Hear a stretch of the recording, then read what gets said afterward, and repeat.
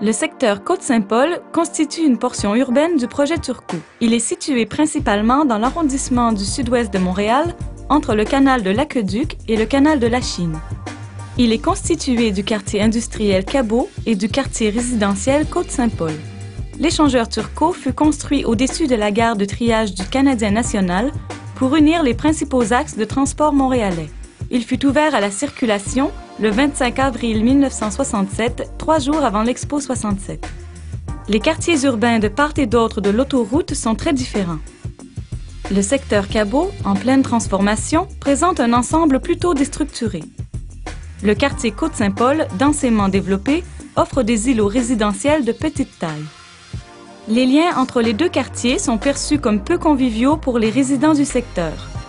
Les nouveaux aménagements du projet Turcot permettront de rendre ce secteur plus sécuritaire pour tous. Le projet présenté en 2009 au BAP prévoyait la reconstruction en remblai de l'échangeur de la Vérandrie jusqu'à Saint-Patrick, avec des passages dans l'axe des rues Saint-Patrick-Laurendeau, Saint-Rémy, Angers et de la Vérandrie. Depuis 2009, le projet a été repensé pour maximiser les ouvertures entre les quartiers, permettre l'intégration urbaine et offrir des parcours conviviaux et sécuritaires pour les piétons et les cyclistes. 4 types de structures ont été retenus dans le secteur Côte-Saint-Paul. Un pont en structure d'acier sur colonne de béton au-dessus du canal de la Chine qui permet de dégager des espaces sous la structure. Des ponts d'étagement au-dessus du passage de chacune des rues du secteur.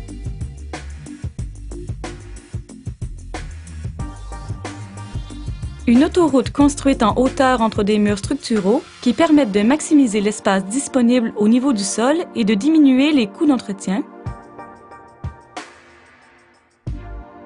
Une section construite en talus qui permet le verdissement de l'échangeur de la Vérandrie.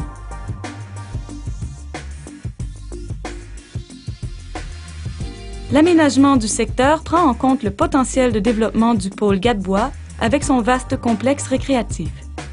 Le pont à haubans et les infrastructures sur colonnes permettront d'intégrer le centre sportif au quartier Côte-Saint-Paul.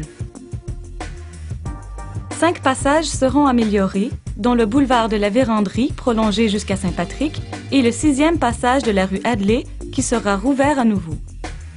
Voici un aperçu de ces différents passages.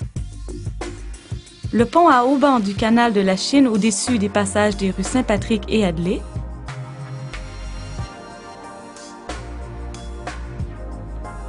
Le passage de la rue Eddy, le passage dans l'axe des rues Laurendeau et Saint-Rémy, le passage de la rue Angers et le passage de l'échangeur de la Vérandrie. Nous vous présentons maintenant les propositions d'aménagement pour 4 îlots du secteur Côte-Saint-Paul. 2 options vous sont proposées pour chaque îlot.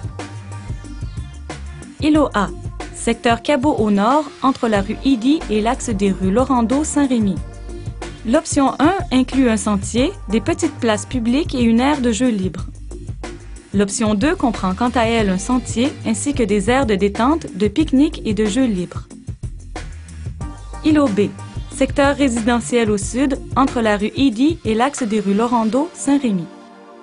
L'option 1 inclut un terrain sportif, une petite place publique et des jeux d'eau. L'option 2 comprend quant à elle un espace destiné à des jardins communautaires. Îlot C, D, entre l'axe des rues Laurendeau, Saint-Rémy et la rue Angers. L'option 1 est composée d'un aménagement en palier et de trottoir. L'option 2 constitue plutôt un aménagement sinueux avec trottoir. Îlot E, de la Vérandrie. L'option 1 comprend un espace destiné à des jardins communautaires. L'option 2 inclut quant à elle des aires de jeux pour enfants, un parcours de mise en forme et un espace pour un terrain sportif. Nous vous invitons maintenant à voter pour vos aménagements préférés et nous faire part de vos commentaires. Merci.